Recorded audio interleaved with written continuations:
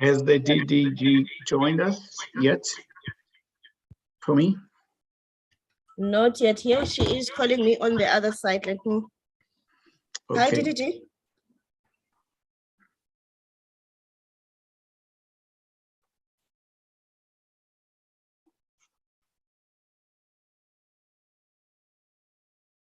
Good morning to everyone who has joined us. Please bear with us.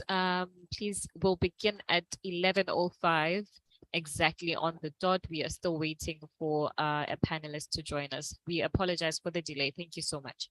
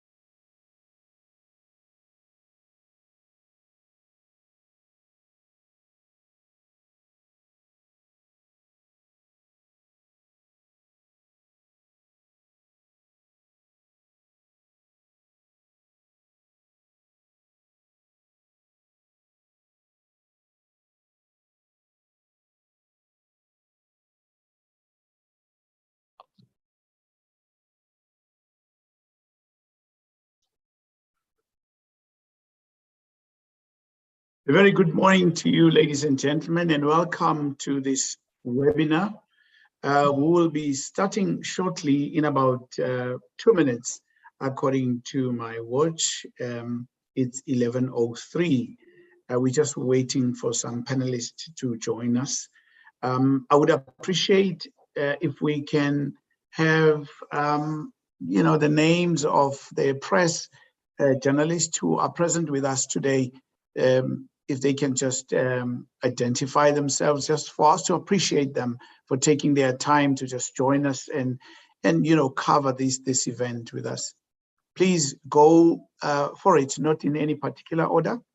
Whoever is there can announce themselves from the media houses across the country.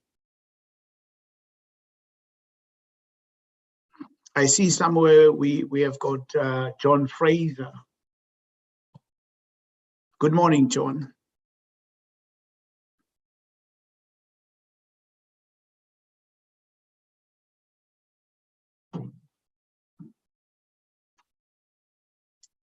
Colleagues, am I audible? Morning. Welcome, John. Thank you. Any other media personalities who have joined us, journalists? I appreciate your presence.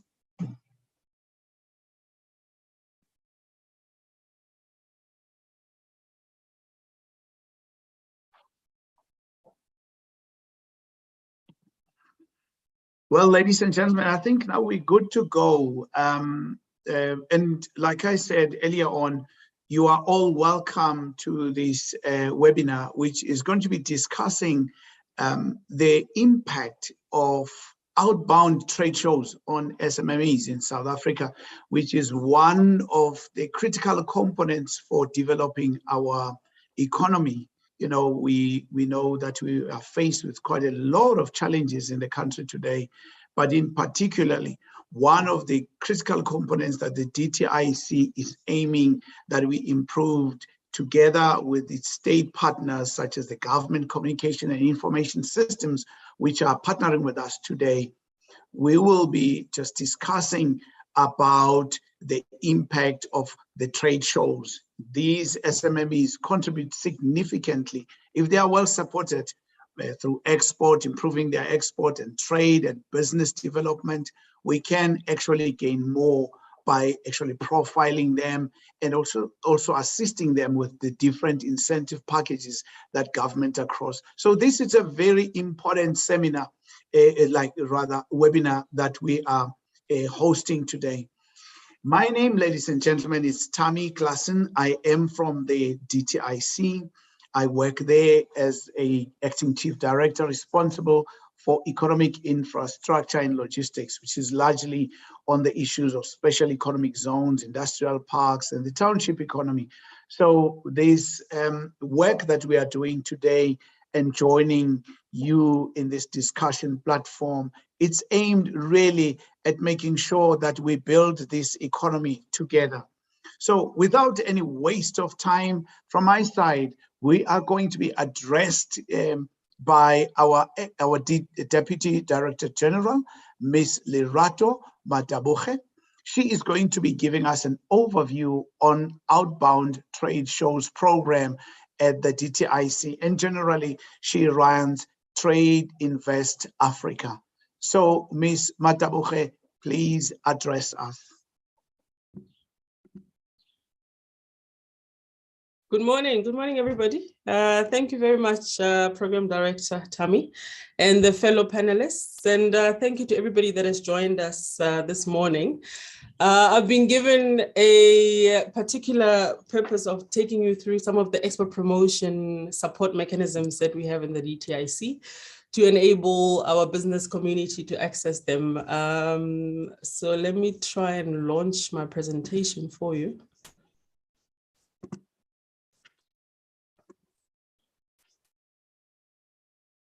I'm not sure if you're able to see the presentation. Please confirm. Yes, it is visible. Okay. If you can put it on the, yes, display mode. Great. Excellent. So are we on presentation mode now? Yes, you're on presentation mode. Okay. Thank you very much, Tammy. So I thought let me start by taking everybody through what the 3 priorities of the Department of Trade, Industry and Competition are. And every branch, every department, every agency of the DTIC actually is focusing on these 3 priorities. The first is to promote industrialization for jobs and rising incomes. The second is transformation for building an inclusive economy. And this is where now the conversation today about SMMEs as well comes in. And the third is to build a capable state. So here we are always assessing the impact of our policies, regulations, support mechanisms, as it were, on the public. So every time we launch an incentive or we launch a program, we always have to ask ourselves, how does it contribute to industrialization? How does it contribute to transformation? How does it create and build a capable state? Now, within this agenda, exports matter. And trade broadly, it matters. So in driving industrialization, we're quite clear that an exporting economy and export-led growth is what we need to drive as a country. So we have accepted, of course, that trade is an important economic engine for growth and development. We are also mindful that many regions in the world have been able to lift their people out of poverty because of trade and exporting. We are also mindful that trade and exporting generally generates jobs and income opportunities. And as you know, jobs are priority for our country. Unemployment is a huge challenge in South Africa. We're also mindful that when you trade with your neighbors, you get price competitiveness. You also build competitiveness within the enterprises that are trading. We also know that a number of companies that trade, they get insulated from a number of crises and external shocks, because you kind of spread your risk. You kind of access additional markets from your domestic market. So there's value and virtue in trading and in exporting. And we know that, of course, companies that export have access to larger consumer bases and greater growth opportunities. And also trade broadly is necessary for our purposes, for expanding the industrial base in South Africa and its capabilities. So now, what is the DTIC's export mandate? For us, again, to reiterate, exports, they do provide a significant opportunity for South Africa to expand industrial output and provide bigger markets for local firms. And it is an essential industrialization agenda element for us. Now, as a DTIC, we are focusing on three main areas in terms of exports. One, to improve the total value of exports for the country. Two, to also diversify the composition of our exports, particularly towards value-added exports. So it's important that we export our primary goods, agriculture, minerals, etc. But what matters and what is going to expand our industrial base and create jobs is the value-added and manufactured exports. So that's a priority for us. Three, our priority is in expanding the composition of exporters, drawing in more Black exporters, women-led firms, and broadly just also expanding the exporter base and building and inculcating an export culture in South Africa. Because the companies that currently export in the country are less than 2,000. Active exporters, permanent exporters is less than 2,000. That's not a big enough number, as it were.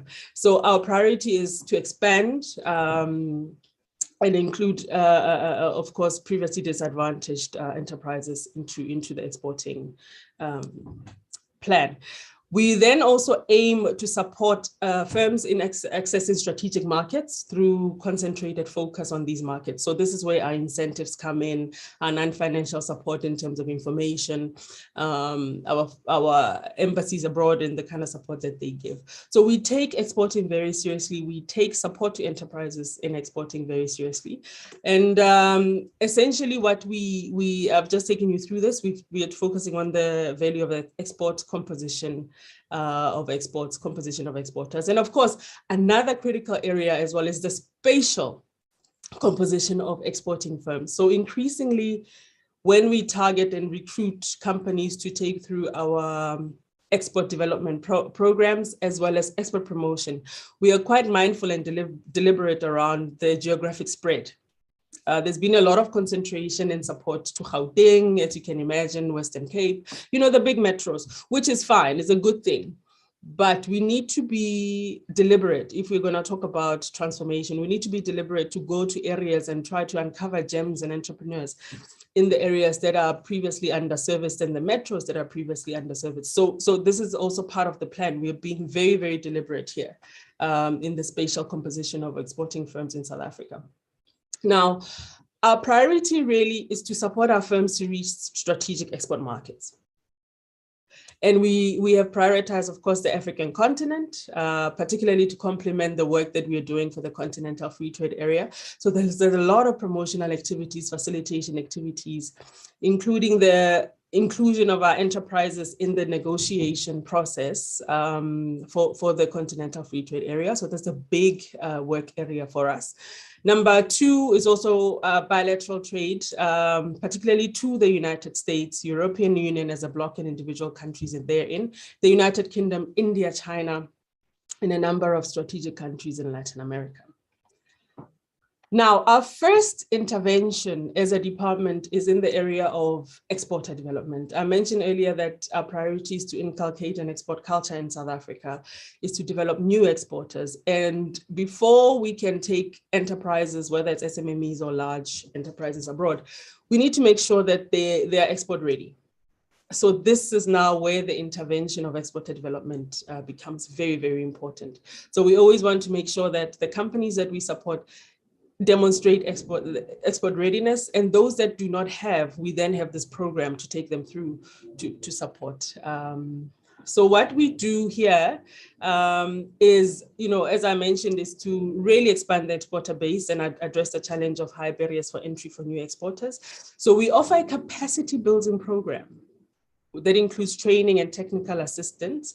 And also now we increasingly have built partnerships with countries abroad like Germany, the Swiss, where we then also, they offer in partnership with us export incubation for emerging firms. So quite a number of our firms have gone abroad, spent some time in large firms in Germany and Switzerland, etc., to really help them to improve their business processes. So the first intervention here in export development is what we call the National Exporter Development Program. The purpose of this and the targeted grouping here is SMMEs specifically. So we draw them from all over the country. And really here we start with taking them through export awareness workshops. So we go all over the country, we deploy officials all over the country throughout the year, who then start at the base level with export awareness workshops, because quite a number of enterprises don't even have exporting as part of their growth plans. So this is part of creating that awareness to say, you can have a bigger vision for yourself as an enterprise.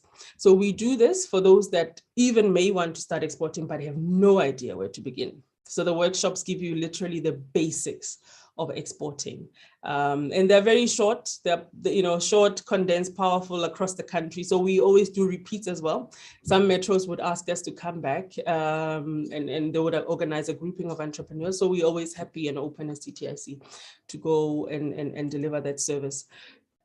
In the previous financial year, we actually conducted 18 export awareness sessions all over the country, and about 346 individuals benefited in this. 119 of them were women, 230 were Black, 119 of them were youth as well.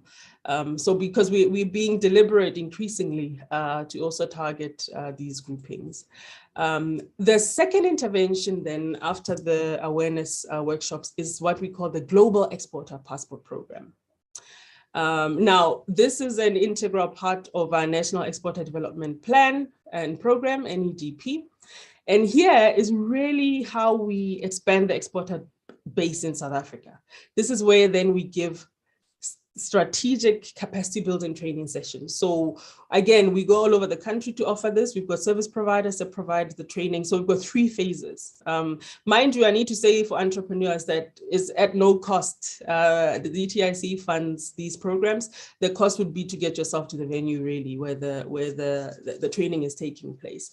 So we've got 3 phases, and we always encourage the companies that we support to have gone through all 3 phases if they don't have exporting know-how. The first one will, of course, start with export audit of the enterprises. So here we work very closely with provincial trade and investment promotion agencies to conduct export audits of the enterprises that we support. Phase 2 will take you through strategic target market selection and analysis. So depending on your products, you'll be taken through, okay, if you're going to export to the European Union, this is what you would need to have. These are the standards, regulations, labeling requirements, etc. So it's quite detailed. And then phase 3 is where then you are assisted with market entry strategy, as well as a sales and marketing plan at the end of it. And this is when then you are issued with what we call a global exporter passport, that we know that you've gone through this training, you understand, for example, how to negotiate, a logistics agreement, how to move distribution arrangement and agreement, because we go to that level that we even assist in negotiating strategic partnerships for exporting. So this is the second intervention that we have. Last year, in the last financial year, we conducted 12 GEPP training sessions, both virtually and physically. And increasingly, we'll be reaching out to more individuals now that we've got, thankfully, COVID gave us that option, that we can also provide these solutions virtually. Again, 95 women were trained, 186 Black individuals were trained, 56 youth and 2 people with disabilities were trained in terms of exporting. The third intervention is the incubation, particularly incubation abroad. We've got incubation in South Africa. We're quite pleased with the success they're in. But increasingly for exporters to be able to locate them in the countries, to understand their customer, to understand the business culture of the places they want to engage in. It's always important, we believe, for immersion to happen. So we've got a partnership, a very active partnership with the German government through GIZ. We started this around 2019-18 financial year. And since then, 109 South African companies have benefited in terms of spending time in Germany. Ordinarily, it's an average of about 3 months, and it's mostly SMMEs that we take, who then get located in large German companies to begin to be trained and incubated and located and connected to the supplier chains of those companies. So we match according to product, according to sector, etc. And a number of the companies have come back as well with important orders and strategic orders. So there's a huge benefit to this. So it's another area of support that we offer. But these are companies that have already been trained. We know that they've got productive capacity. We know that they're export ready. So this is now going further up the value chain.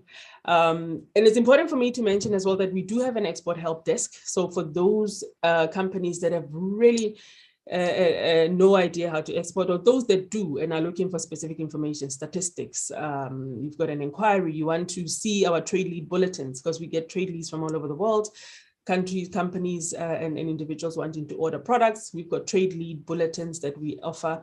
So this is some of the information that we offer on a daily basis as a department. We've got an export help desk that you can call. The number is on here, as well as an email that can be emailed for more information. Now, intervention number 2.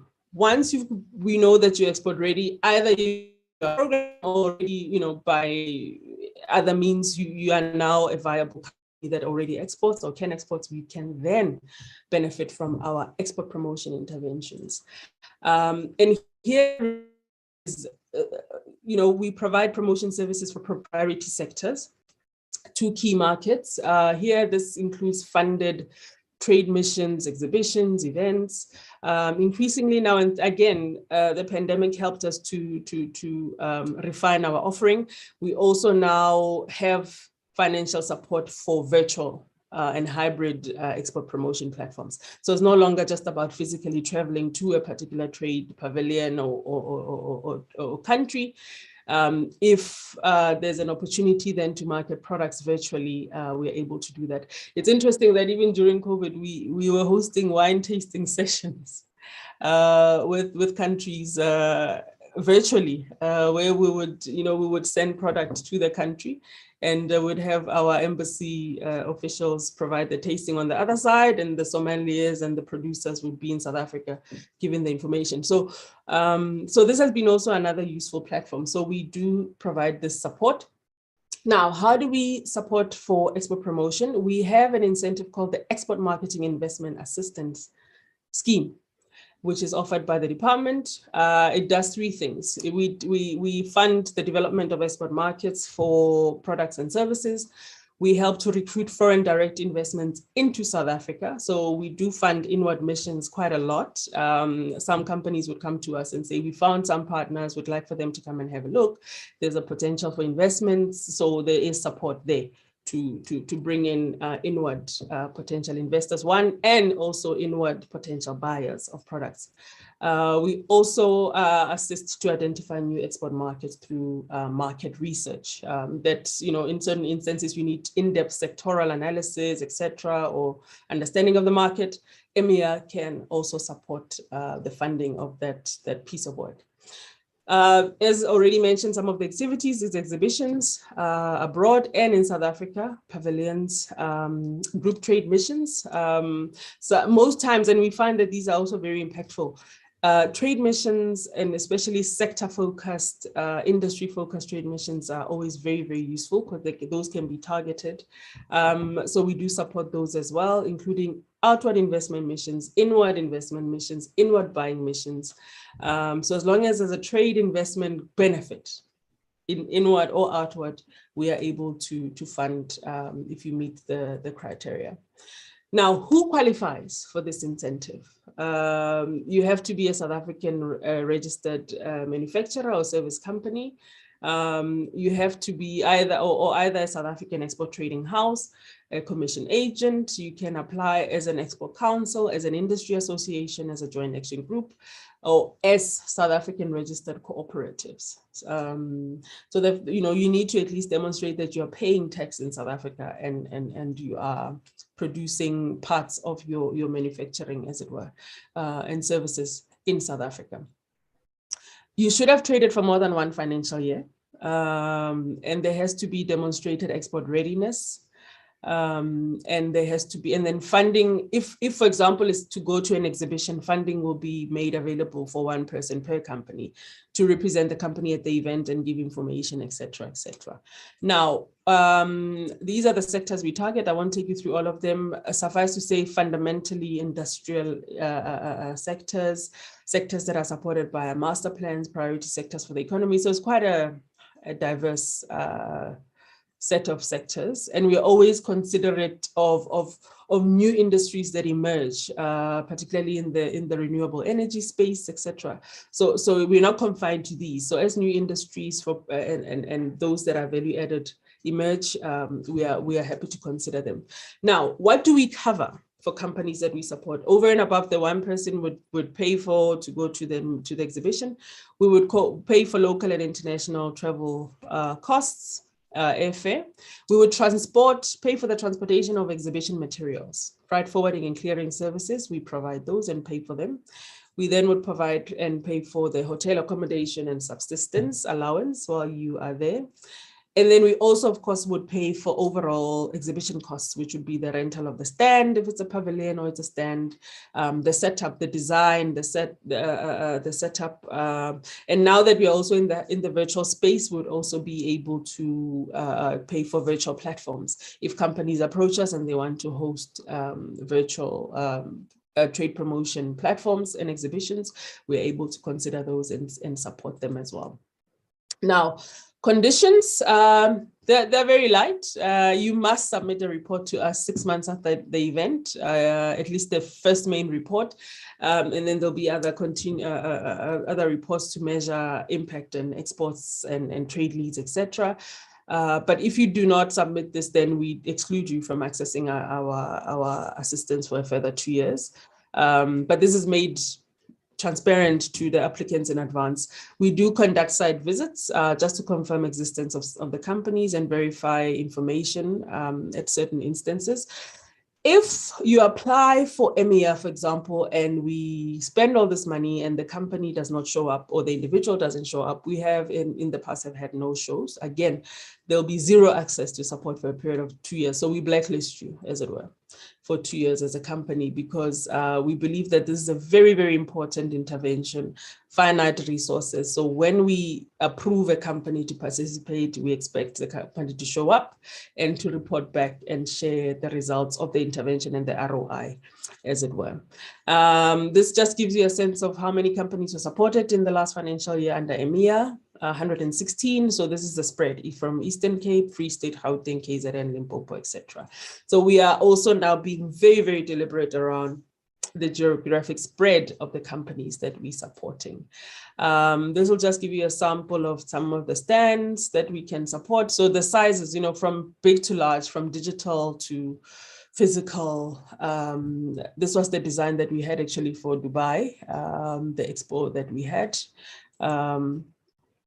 Now, just to conclude very quickly, companies also have access to the DTIC's economic offices abroad, where we send DTIC officials that are stationed in the different missions, so they can help companies with information, with accessing those markets, market intelligence, etc. On the African continent, we have 12, not enough by any means. So hopefully, budget allowing, we'll be able to increase our African footprint. In Europe, we've got 12 offices. In Asia, 8 offices. In the Americas, both North and South, we've got 5 offices. In the Middle East, we've got 3. offices. Now, what these offices would do, they would help you to facilitate trade relations, any meetings that a company may need to have abroad. They can assist setting up the programs, setting up the meetings, doing the connections. They can expand your network of professionals. They can verify, assist, not them verifying, but facilitate the verification of partners. If you want to trade with a particular company, you can reach out to admissions and they could do the due diligence or work with the departments on the other side to do the due diligence where necessary, promote really trade and investment and provide the strategic support for companies. In conclusion, increasingly we are creating what we call exporter networks. They will be industry specific. They will be increasingly, helping us to get industry information up to the minute from industry itself. The first one that we launched was the Black Exporter Networks. This is really the Black industrialists and companies that are supported under the Black Industrialists Network, and Black firms that are productive that now are looking to export, and some that already are exporting, so different sizes. So we've got this exporter network. So if you're a Black company, Black in the BEE definition sense, please do contact us, because we're looking for more companies to get to become part of this Black Exporter Network. We are planning to launch a few as well that are industry specific, the Food Exporter Network. We're going to be looking at one in terms of energy and components, etc. So we'll be sharing that information on the DTIC website as well, because this is really going to help us to be a bit more strategic in our support and be private sector led insofar as where the opportunities are, and we become more responsive as a department, as it were. And these are some of the, I'm putting this information so that if this presentation is shared, at least people would know who to contact in terms of EMEA and EMEA support, led by director and the different deputy directors. So they'll be able to respond to any inquiry that you may have on that. And this is where it ends. Thank you very much, Program Director. I know I was speaking very, very fast, being mindful that I had 10 minutes, which I'm sure I've exceeded. And thank you so much. But the presentation will be shared as required. Thank you very much, Lerato, for that passionate and I think informative delivery, which gives the aspirant and those that are currently operating in the entrepreneurship space the ability to know where to access what kind of information to get assistance in terms of taking their business forward. We really appreciate the work that you've clearly highlighted that's done by the DTIC around the three key areas of your delivery mandate, which is industrialization, and also the issues of transformation, which you also emphatically just highlighted to us. And lastly, the issue of the capability of the state to deliver on those issues, to collaborate with various stakeholders and also private. So thank you very much for that. Now we're going to be listening to our next speaker, who is also a practitioner in the space of export trade for women. Her name is Vairal Adel. She's a senior expert in women export, in trade issues there. I'm sure that we'll find the work that she's been doing with the various communities and sectors as well, across people with disabilities, on issues of energy and various also other social or social entrepreneurship, I think, elements, quite enlightening to us. So we're looking forward, Vairal, to hear from you. Please do make your presentation. Thank you.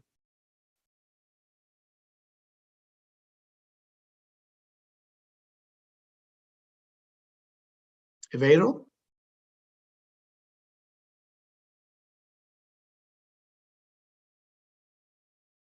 So, ladies and gentlemen, I think we are not able to access or hear from Vairal at the moment. Vanessa, will you help us to just try and check where she is? Is she having a problem with connectivity? Okay, no problem. We'll do. I think for now, if there's no issue with you, panelists, can we move on to the next speaker in the meantime? Excellent. We'll certainly do that. And the next speaker, ladies and gentlemen, will be Cindy Dlamini, who is the CEO of Pamudzi Unique Engineering. She will also be giving us her testimony on how she and her company and the outfit have found assistance through these programs that are presented by the DTIC. Ms. Dlamini, please take us through that. We appreciate it. Okay, thank you. Okay, Pamudzi Unique Engineering is a company that is based in Benoni. We are a manufacturing company operating in the rail, mining, and chemical sector. And our involvement with the DTIC was when we did the acquisition of Unique Engineering. That was in 2004 through the assistance of the NEF. So without the NEF, we wouldn't have been able to do the things that we are currently doing as a company. And again, at the core of our business is obviously transformation as well as youth development. As we speak currently, in terms of management, we have 75% of the management being Black, of which 50% of those are women, and 75% of the 50% are Black women. So I think without the assistance of the DTIC and the NEF, won't be able to achieve this kind of things. And as I have mentioned earlier, in terms of the youth development, we have different programs where we are assisting our youth, because we know how the unemployment of youth is affecting us as a country. So we do take youth in the apprenticeship as well as practical training for those who have studied at Technikon and universities, as well as internship. So I think we pride ourselves as, very key in terms of youth development and transformation.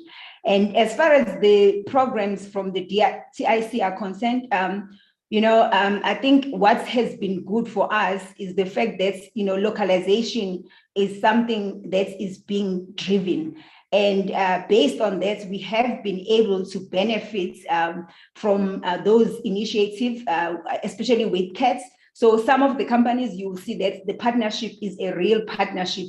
It's not just a tick box kind of a initiative. So we are actually looking at more things that we can do with Caterpillar. We are already supplying them with pantograph, because most of our products is like pantograph, pumps, and then in the pumps range, we have the dewatering pumps and eco pumps, which we supply to the mines and chemical sector.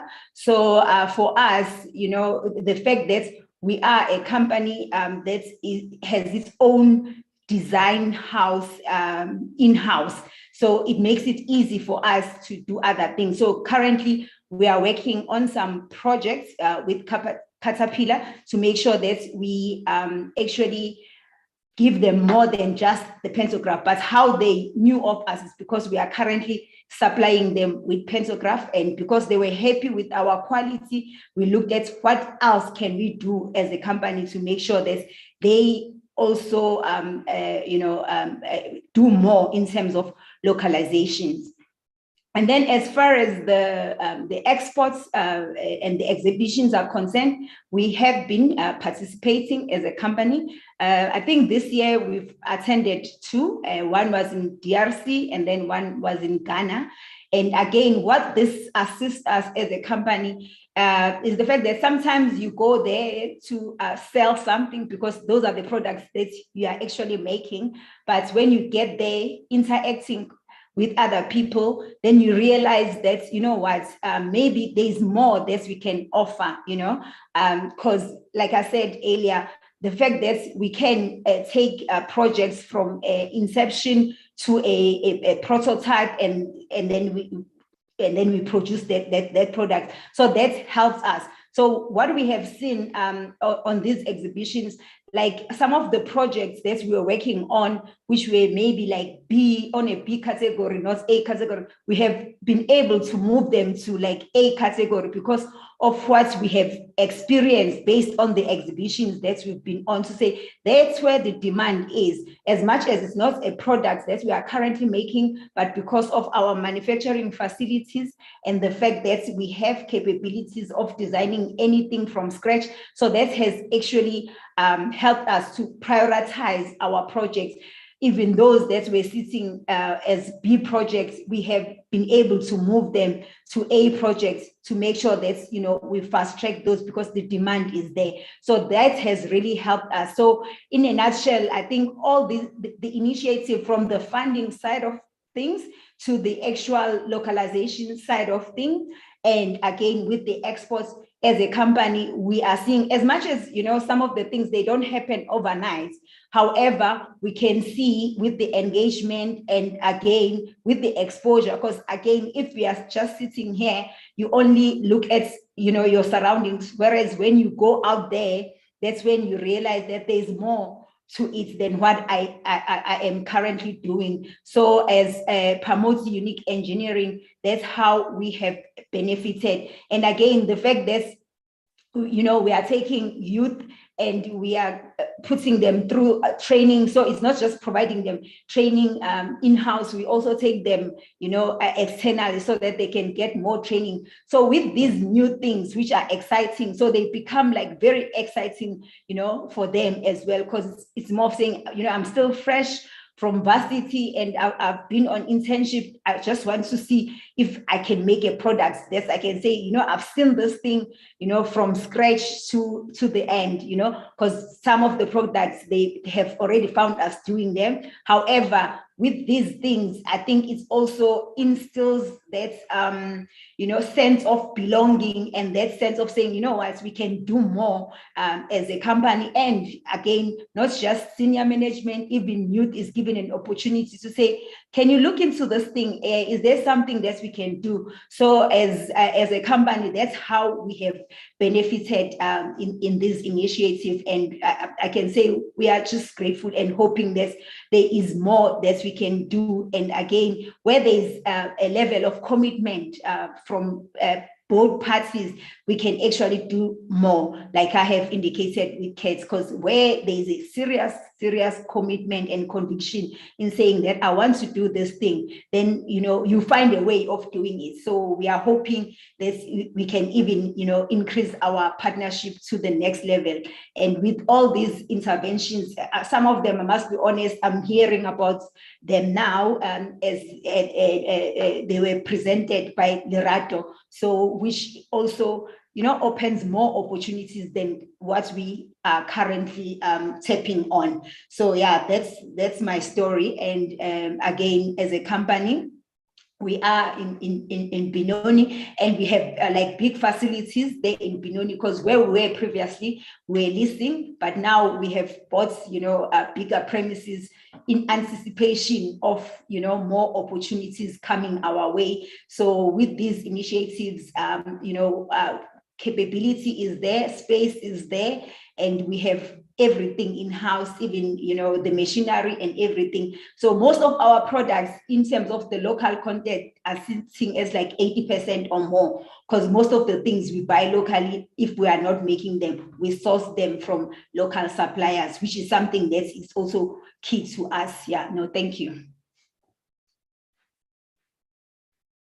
Wow, thank you for that. I mean, that's also another powerful presentation there, which ticks almost every box, ladies and gentlemen. We have seen how, you know, they are involved in issues of transformation, in issues of making sure that there's equity as well, employing women and youth, especially you know, in the different categories of those specializations around rail and mining, which is quite the core of what infrastructure development in South Africa needs today. And also we see you ticking quite another good box there, which is the issue of localization. You source most of your products locally and you go all out to make sure that, you know, you benefit the local economy. you're employing local people, you are also increasing the exports. And so a big up to that for the work that you're doing, Cindy, and keep it up. It's a good testimony that shows private and public partnership at work in the broader communities in seeking to achieve what government wants to do together with its citizenry there.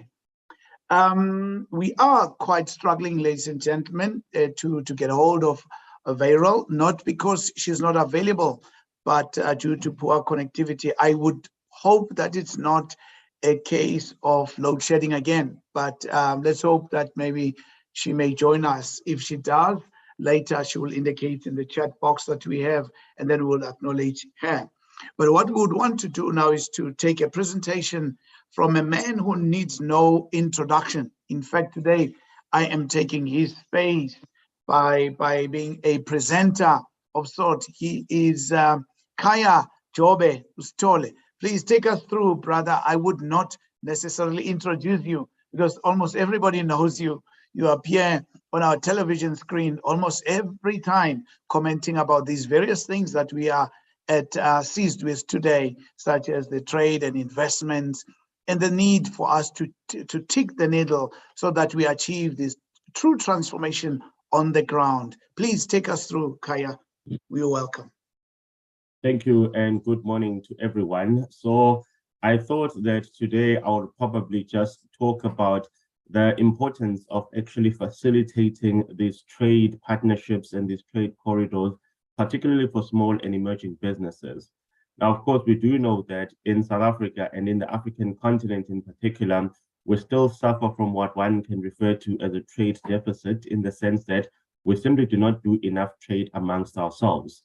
And of course, the consequence of us not doing enough trade amongst ourselves is that we're really not cultivating that dividend associated with the type of society and the type of population sizes that we have as a continent at large. And of course, this particular problem is a long-standing one, and its origins, as we all know, relate to how the continent was previously purposed for a different reason altogether, which was simply to extract from the continent rather than investing in the continent. Now, you'd have imagined that since the end of colonization from way back in the 1950s until, of course, 1994, there would have been a more coordinated approach to say, how do we reverse the trends and the trade patterns associated with what we used to live under for a very long time as a continent. And obviously, unfortunately, the evidence in front of us indicates that we haven't done enough to actually reverse the impact of those particular trends. What we do know is that for a very long time, Africa was trying to deliberate on the issue of how to make sure that it does more trade with itself, how to ensure that it beneficiates more of its raw materials rather than selling them offshore and then buying them back again. And we do know that around 4 years ago, the African Free Continental Trade Agreement finally became an action plan. It finally became a reality. And the importance of that particular agreement is that it is the one agreement that should try to get Africa onto a better economic footing compared to other regions across the world. You would know that other regions across the world have countries that have made it much easier for labor to migrate across borders, for goods and services to migrate across borders, under the collective understanding that the easier it is for us to move items from one jurisdiction to another, the cheaper it is for the citizens of those countries to be able to trade with themselves. And we know that there are significant upsides associated with that type of free trade agreement. In the African continent, unfortunately, for a very long time, we've had many structural barriers that are associated with moving goods and services, with moving even human beings from one part of the continent to another. And of course, it is very clear that until we find a way of easing those barriers to access, those barriers to market access, we are not going to capitalize. We're not going to reach the most optimal levels of trade. So of course, with the trade agreement now having been formalized, the question then becomes, is it now easier for a small business in South Africa or Burundi or Botswana to be able to say, I want to be able to move my goods to another part of the continent? And if it is a bit easier, are we then seeing an increase in the volumes of those goods being traded? Are we seeing an increase in the value of the goods that are being traded across different parts of the continent? And that is going to be the litmus test of how effective this continental free trade agreement has been. If, of course, it works as well as we'd like it to be, it will simply mean that many more businesses will now have much wider market access, which is, of course, the deal breaker for a lot of businesses where perhaps the margins are not strong enough, or where perhaps the margins are dependent on you reaching scale. So, of course, the question of accessing the scale is linked to the question of the populations that you're able to sell your goods and services to.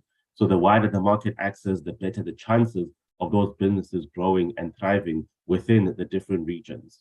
And I think what we now know is that, unfortunately, for a lot of people, they tend to not know about the existence of a business like Pamodzi until they arrive at a particular trade fair and somebody finally explains that this is what we do and this is how we do it.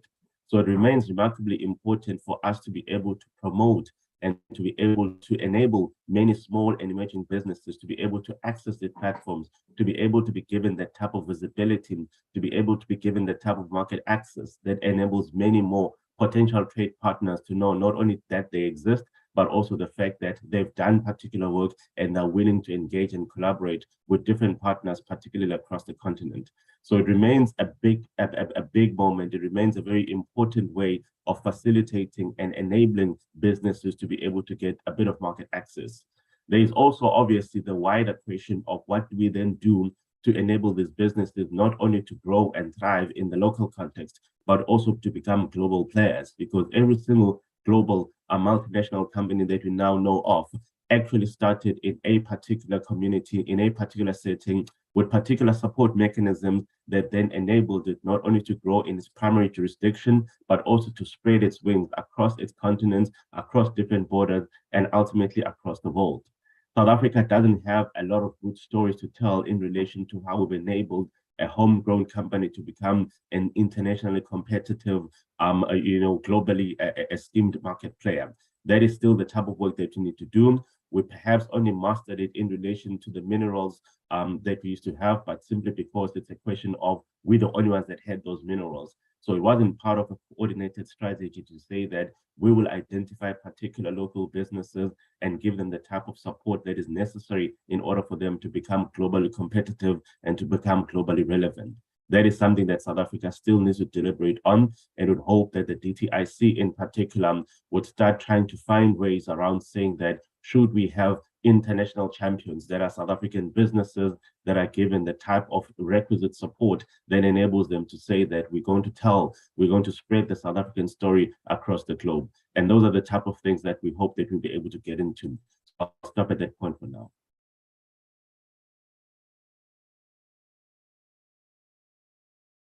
Thank you for that, Mr. Stole. And you always got these nuggets for us to listen to, and we greatly appreciate a man of your stature within the public platform trying to work with all the businesses and governments as well to try and improve the lives and in particularly the business, economic, industrial space, which can improve people's lives if we do it correctly. As you have highlighted, there's quite some milestones that we have done, but we still are seized with quite a lot of problems with regards to issues of transformation, especially going to play in that global and international arena with our, fit for purpose outfit and looking at the new era of digitization and the various opportunities that are presented, of course, by the trade platforms of different sorts with commodities that are new in the market, innovative and very creative. Especially we're looking forward to hearing and seeing more youth people, coming with quite a lot of good things that will take South Africa to the next level. Ladies and gentlemen, on that note, we are going to be going straight into our question and answer session, seeing that we are not able, or rather Veeral is not able to get connected with us. She was going to give us perspective on how women in export trade are doing, in fact. But let's hope that if she's able, she will drop something on the chat box or something like that. But let's take your questions and in.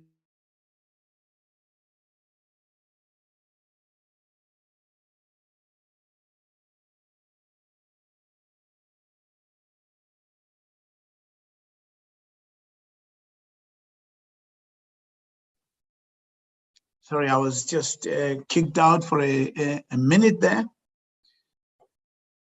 Vanessa, I am not seeing any questions and hands being raised currently. If you can help. Cindy, can I take you there? I see your hand. Cindy? Okay.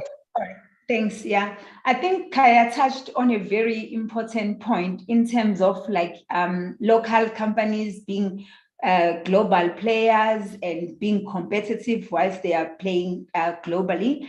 So I think the question is more of saying what kind of programs are there to take companies like to the next level? Because again, you will find that local companies are competing with international companies, and then instead of the local companies, getting more business, but they end up, scrambling for whatever, because now they are those international players with big muscles and just.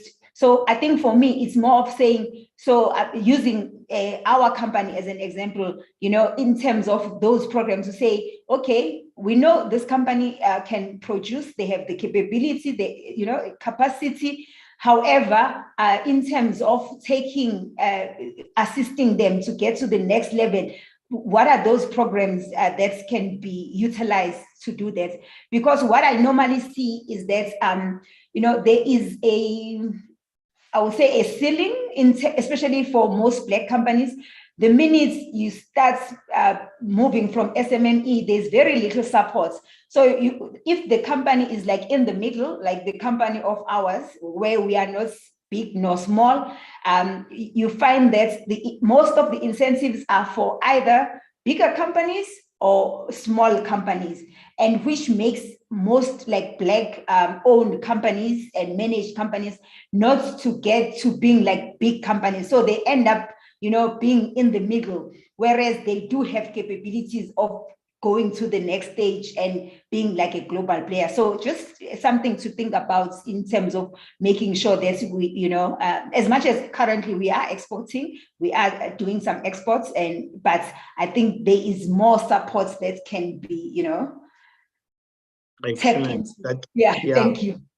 So, Lerato, and probably then to you, Kaya, that it would invite your comment on what Cindy has raised. The impact of globalization, of course, cannot be left unquestionable, especially in such small markets like ours. But there is an aspiration from Cindy there, to reach out to the global international space. What kind of programs do we have there? Would you want to give us some comments and insight, Lerato, and then followed by Kaya? Certainly. Very, very important points. I think Cindy and Kaya are really putting the challenge to us of how we can build efficiencies and be a bit more inclusive, because inclusivity is not just about the small, right? It's inclusive of everybody, including the missing middle. So the good news is that we, particularly when it comes to EMEA, I presented about the Export and Investment Marketing Assistance Scheme, which is really our key promotion instrument that we use, because it's about funding, it's about assisting companies not to spend too much money on the promotional platforms, but to focus actually on the product. So what we are doing now is to refine the qualification criteria. We're going to have, I'm sure by no later than October, we'll have the updated criteria, precisely to address what you are raising, Cindy, and also what Kaya touched upon. Because originally when this program was set up, it was really to support very small and emerging exporters. And it's done well in that regard. But over time, we've gotten to learn as well that a number of companies in South Africa that are exporting are actually exporting via the large companies. So they would supply the large companies that are the actual exporters. So now the question becomes, how do we begin to support and make sure that we keep those large companies viable themselves, because they do help to bring up the smaller companies, number one. Number two, there's also the issue of the missing middle that's Cindy's speaking to. So this criteria will then be a bit more open and a bit more accessible to different categories and to different sizes of companies. So that's what we're working at doing in improving the guidelines. And we're hopeful that the impact will be a positive one, because we learn as we go, right? So we do assessments and see, okay, where are the gaps? So now we've seen that there's a gap in terms of supporting our larger companies, because they become a very important driver to pulling up the SMMEs. And within that is also the partnerships we're going to build around supplier development that we would expect from the large companies, the sourcing relationships we would want them to form with SMMEs. So there's a broader strategy of growth and partnership that we are busy with. So thank you for that. And this speaks to then these large companies being South African champions abroad. So we have to keep them viable. We cannot ignore them in favor of SMMEs. We have to support all sectors, as it were. Comment from you, Kaya? Yes, I think, yeah, it's a very important point of deliberation, but it also probably refers to the need to have an ecosystem approach, in that you may find that in some instances, those small businesses have found partnering with the big company as part of its export mandate, for example, to be the most economically feasible option at that particular point in time. Now, of course, that doesn't mean that there's anything particularly wrong with people choosing the most economically feasible option. But the question that then must still persist is, how do we then ensure that that initial partnership becomes the springboard for much bigger achievements later on, rather than it being a permanent state of affairs? Because if it becomes a permanent state of affairs, then we'll probably never break the stranglehold that these big companies have on the South African economy. I also think it's become remarkably important for us to acknowledge the fact that a lot of what drives our industries are what you refer to as monopolistic companies, which are companies that are not monopolies by definition, but because of the strong market power that they have and the high concentration of market activity amongst themselves, they do have the tendency to behave like monopolistic structures. And of course, breaking those barriers to access for smaller businesses is an important one. If you think of the example of our telecoms industry, for example, for a very long time, Telkom was the only provider of communications. And of course, when MTN and Vodacom were then brought onto the market, there was an acknowledgement that Telkom's infrastructure and Telkom's track record could be useful to assist these new emerging players actually get market traction. And that, of course, is something that traditional competition authorities would frown upon. But in instances where there is a bigger issue at play, where there is a necessity to ensure that the market is diversified, there is nothing wrong with having ideas of that nature that enabled essentially South Africa to have a bit of a more competitive telecom landscape. It's still not as competitive as it likely to be, but that is just one example of how we've actually leveraged the network effect and worked on the ecosystem at large, rather than focusing on single entities who themselves may have different economic criteria or economic KPIs that they're chasing. So it's something that South Africa at large needs to really deliberate on identifying what are these ecosystems that need to have some sort of collective intervention so that all the parts are moving in the same direction and assisting each other. Because at the end of the day, there is nothing wrong with Company A being the South African champion across the globe, because it enables Company C one day to be known as a company that comes from a country where Company A has done so well. We are happy to take the gamble and engage and partner with Company C.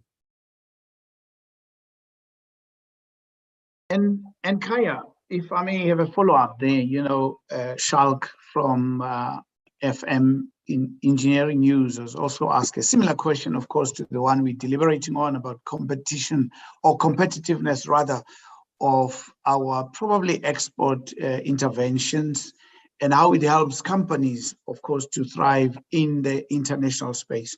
But I just want to ask, where do we start? Have we started? Have we got lessons? Or, it's still a long way out, considering that probably even post 94, even before then, there were companies that sort of catapult themselves into the international arena and did great things. What lessons have we learned? What can we take from that whole lessons of our industrialization epoch over the times that it has evolved? I think the great tragedy of the post-1994 state is that we probably don't see a lot of strong examples of how we sat down and deliberated on what we wanted our industrial outlook to look like in 10, 20, or even 50 years' time. So, of course, a lot of the infrastructure that we have, particularly if you look at the ports, is infrastructure that was created before 1994. And of course, if you have to remember that the intention before 1994 was to create a viable economy for a very small fraction of the population. And of course, once we then open up the market, once we open up the economy to everyone, that universal participation must be complemented by the universal rollout of suitable purpose infrastructure. And I think the infrastructure deficits that we're now living through are an acute indication of us not having got that dimension correctly. If you look at the energy crisis, for example, it is simply a factor of the fact that once we went for universal or mass electrification after 1994, you needed to build and maintain the infrastructure that was going to enable that universal electrification to become a permanent state of affairs rather than a temporary one, simply benefiting from the fact that, well, we're doing it now, everybody's going to have electricity, but hopefully in 20 or 50 years' time, they'll be able to find out a different solution. So that is a reflection of how perhaps our infrastructure build program has not kept up with the ambition that the country ought to have. And of course, the consequence of that is that you will hear from companies that are trying to export, for example, regularly complaining about the fact that even if they have goods and services that they'd like to export, if Transnet is not able to provide the infrastructure that enables them to do so, then of course they're not in a position to do so. And how this impacts or how this impairs our competitiveness is if it turns out that the cost of getting your goods to the market are inflated by the infrastructure constraints that Transnet should have solved. For example, a competitor from a different part of the world who doesn't have to deal with the infrastructure premium is then able to put the same goods on the market at a much lower price than the South African competitor. And that, of course, means that the South African company is not able to get its most optimal economic outcomes simply because the infrastructure that it doesn't control, that it doesn't have the legal rights to actually intervene in, that infrastructure deficit is permanent. And that is just some of the problems that we unfortunately have inflicted upon ourselves by not having that network approach, that bigger, wider industrial look to ask the question of what exactly is the consequence of something going wrong in Transnet? And it's not just a question of Transnet, it's a question of everybody who says, I want to grow my South African business, now being unable to do so because they simply cannot compete on the global market on the basis of the infrastructure problems that we have. Thank you for that insight, Kaya. I have also got a question here on the chat for Lerato.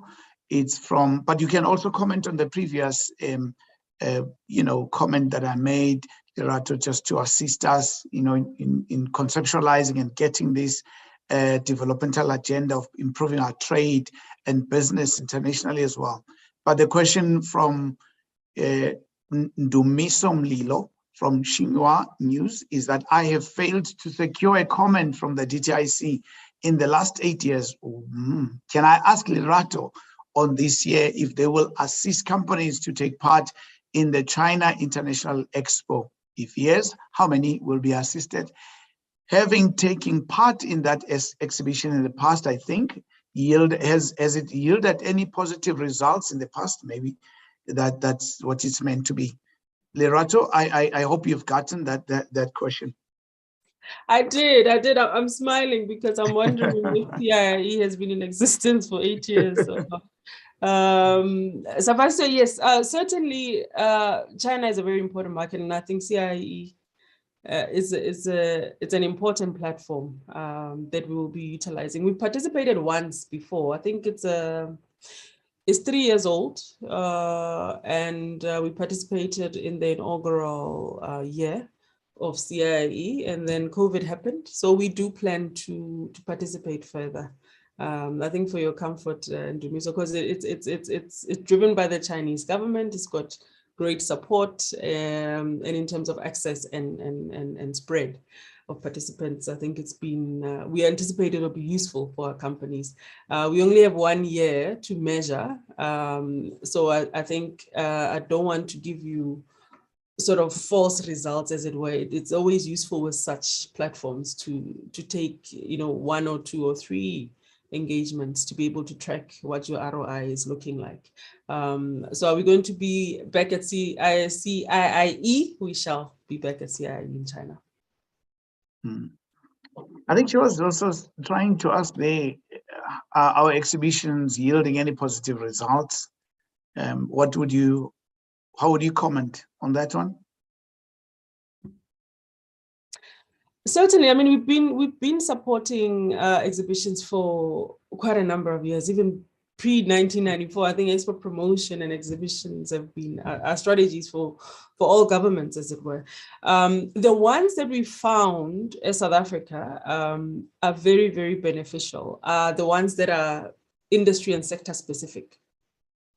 So increasingly, we are also beginning to focus more on those. For example, say Gulf Foods, and some exhibition on automotive or boat building in Miami, for example, because those are sector specific, industry specific, and we find that the return on the investment that we make in those particular ones is much higher than sort of your general multi-sectoral, because then you get targeted buyers coming in, you get targeted, whether it's regulators, so you get the right industry people coming and not a hodgepodge where, it will become luck of the draw, as it were.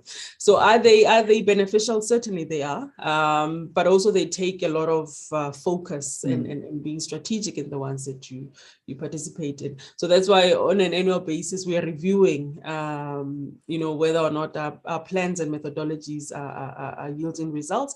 And we course correct where we are wrong. I think the most important part is when we find that we are not giving value to the entrepreneurs we should be giving, we must course correct and improve on our offering. Thank you for that. There's another question for you here, which says that Botswana and Namibia currently have export bans on certain fruit and veg from SA.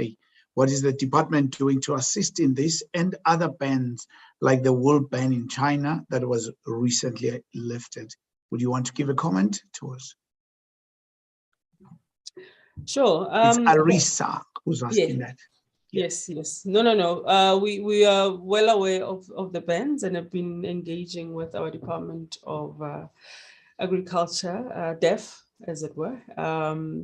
The most important point to make is, we are beginning to have bilateral engagement with these countries. We are mindful of the localization efforts and agenda that every country has set for itself. So that's the starting point, because these bans are put in place to drive particular, localization imperatives in those markets. So being mindful that we ourselves have localization priorities, we are coming at it on the, with the approach of how best can we assist and work with you on localization, so that we don't have sort of a race to the bottom, as it were, and we are all blocking products among ourselves, particularly on the continent, because that also does not uplift the spirit of the continental free trade negotiations and agreement that we are busy with.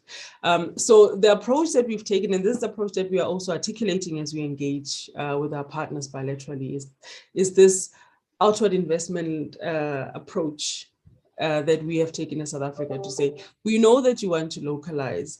Can we have South African companies begin to invest more in your economies and begin to create jobs in your economies? Because at the heart of it is everybody wants to create jobs. Everybody wants to aggregate value within their markets. So the question becomes, how best do we do that together? And intra-African investment have to be the next phase of conversation. How do we invest in each other's economies so that we can create value chains. We can begin to aggregate value in different parts of the region. So yes, certainly we are engaging. It takes bilateral engagements, government to government conversations. We've got our Department of Agriculture involved as well, but it's part of a bigger conversation and strategy.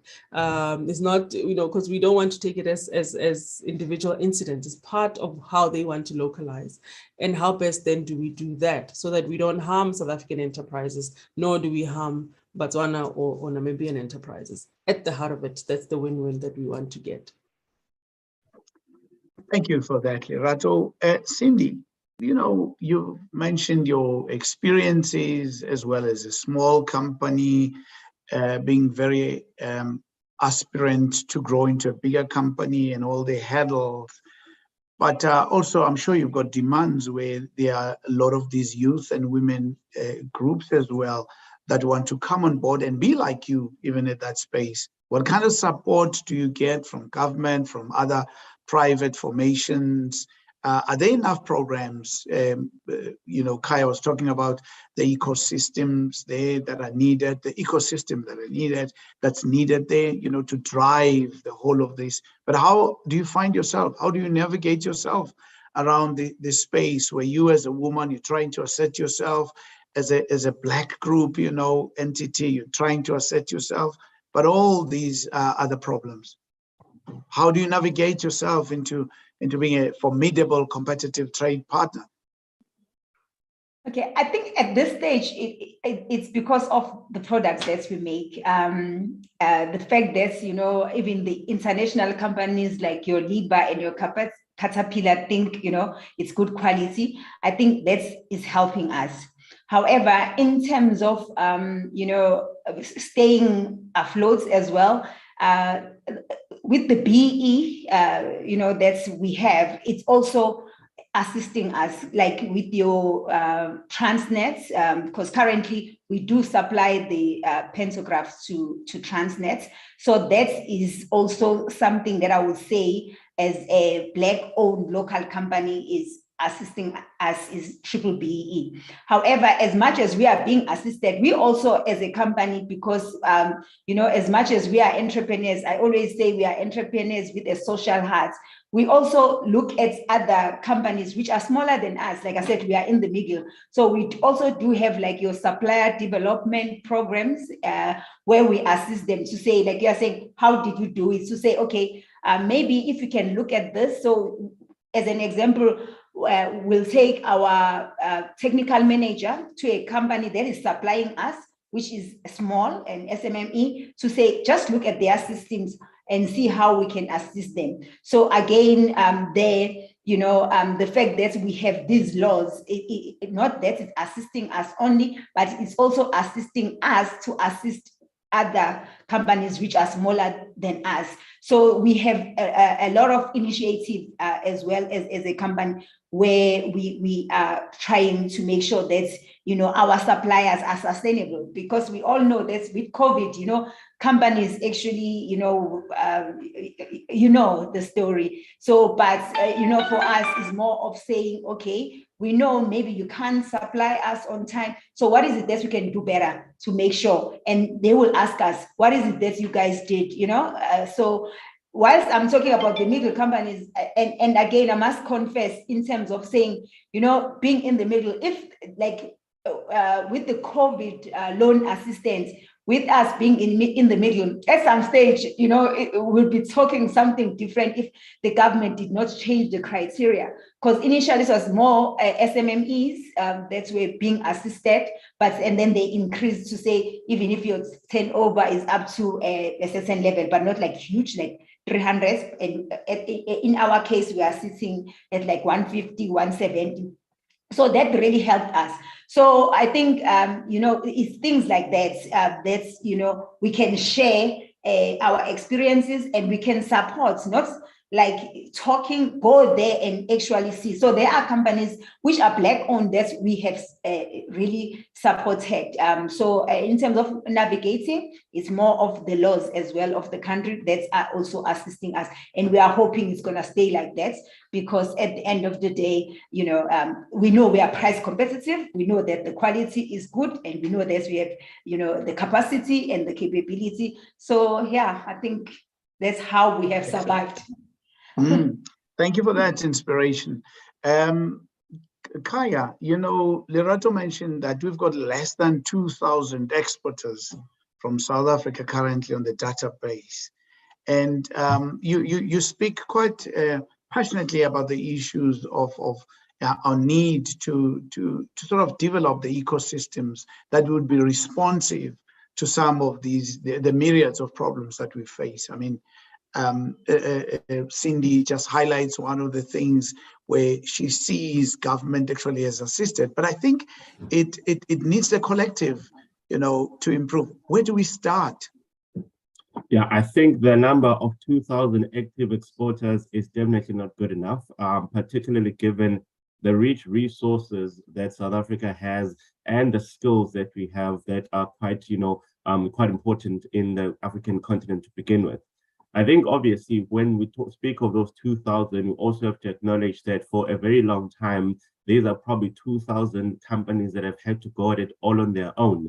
So it's 2,000 that have survived the long journey, which has its pitfalls and its challenges. So those are the 2,000 survivors.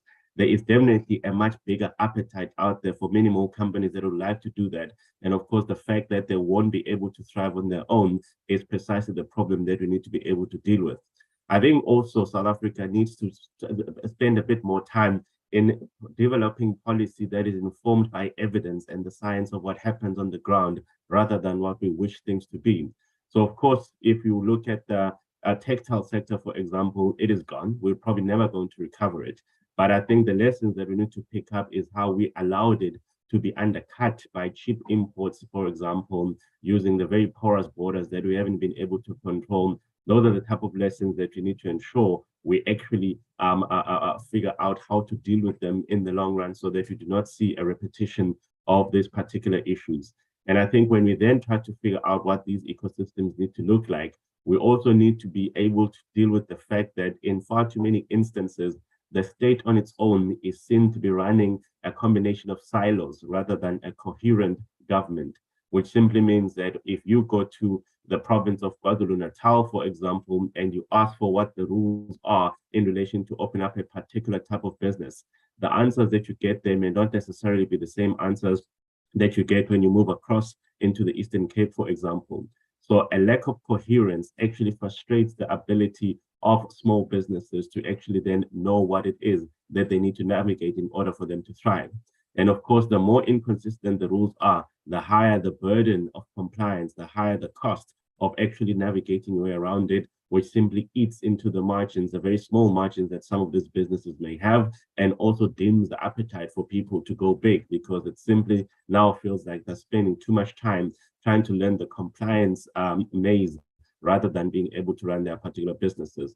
So I do think that it is the role of institutions like the DTIC to actually keep questioning whether we have come up with a holistic model, with a holistic set of answers that would enable that anyone who asks the question anywhere they are in South Africa knows what the answers are and immediately gets onto the business of running the business, rather than being burdened with the bureaucracy and the red tape associated with complying with an inconsistent and irregular regime. Thank you for that insight. Lerato, just the last one from me to you. You are a seasoned also ex-diplomat, you know, and you know also the industrial, economic, trade, atmosphere, environment of South Africa. Do you think, from your past experiences to where we are now, have we moved the needle with what Kaya is raising with respect to the silo mentality? It exists, I know, also even when companies leave South Africa to go to international, platforms, you also tend to see that in the past. Do you think we've moved the needle? Are we improving on that score? Or are we still remaining where we were 10 years back? Very, very important reflective point. There have been some improvements, but still there's a lot more that needs to be done. On the international arena, I must say that we have seen improvement, particularly in the manner in which Brand SA has come to the fore, with a coherent national brand, including logo. I mean, it goes to the level of logo where we used to confuse markets and you have provinces travel with provincial logos and national logos. So it starts with that basic coherence where, where you go to those markets, there's a particular South African identity. But it's certainly not enough. There's still a lot to be done, even internally, domestically, for us to coordinate a bit better. What is giving me encouragement, and I'm starting to see, and I think my colleagues are seeing the same, we're starting to see some of the fruits of that, is this drive and this focus on creating and building a capable state is really helping all of us to come to the table and say, how are we reducing red tape? How are we coordinating? How are we breaking down silos? This is a daily question that we ask ourselves at the different excos and cabinet, etc., because it's a priority. We need to respond to it and say, how are we building efficiencies in the state? It's a mammoth task because it's inculcated, partitions, as it were, that have gone on for a number of years. But as with every improvement, every civilization, you have to start somewhere. And what gives me encouragement is that we are on a positive trajectory, at least from a technocratic standpoint and institutionally, to begin to break those sorts of silos and be accountable for how we contribute to creating a capable state. Thank you, lady, for that, Lerato, and thank you to our panelists from that end, having given us, I think, their insight and their understanding and, critique as well, where we are not doing so good. So we are not covering any things that, we just, I think, presenting these things, but we also need to celebrate those things which we are doing well as South Africa, I think, so that we don't at all times, hammer on the things that are not working. But we need quite to work together. That's what commonly was being shared, and the testimonies that were shared as well by the panelists as well attest to that there is something that is happening, but it needs to happen in a greater scale than what it was happening. So we are going to be having closing remarks from Mr. Bongani Lukhele, who is our media specialist here at the TTIC. So Bongani, we are all yours. And from my side, ladies and gentlemen, thank you very much.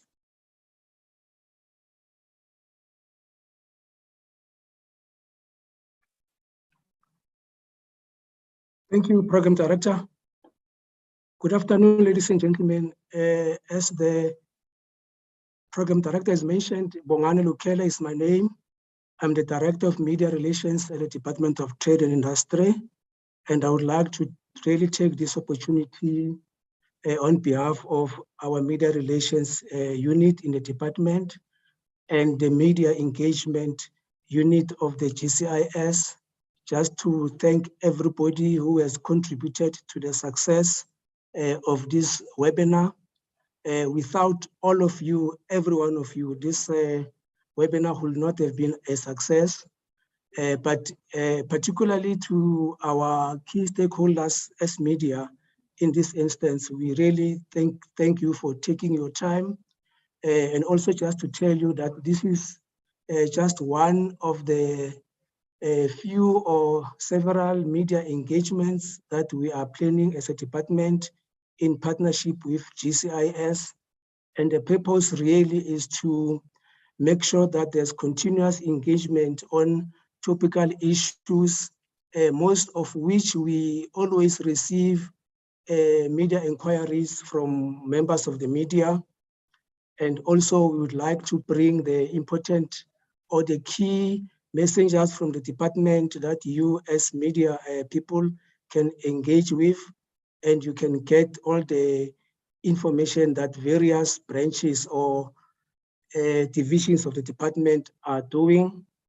And it also provides a platform for us to engage with them as it has happened today, and also to give an opportunity to members of the media like Ndumiso to tell on us if they've been struggling to get comments through media relations officials like he has mentioned. Now we are bringing the relevant people to talk to directly, instead of facilitating your media inquiry through us.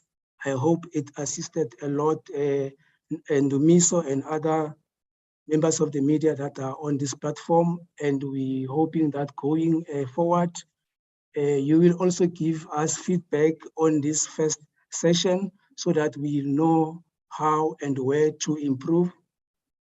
And also to the panelists, I can't thank you enough, starting from the program director. Thank you for availing yourself at such a short notice, and Kaya, Ms. Lamini, Titi Chilirato, colleagues from GCIS, Ishmael, Vanessa, Peliswa, and my colleague Pumzile. I can't thank you enough, colleagues and ladies and gentlemen. Thank you very much for your time. It's much appreciated. Thank you.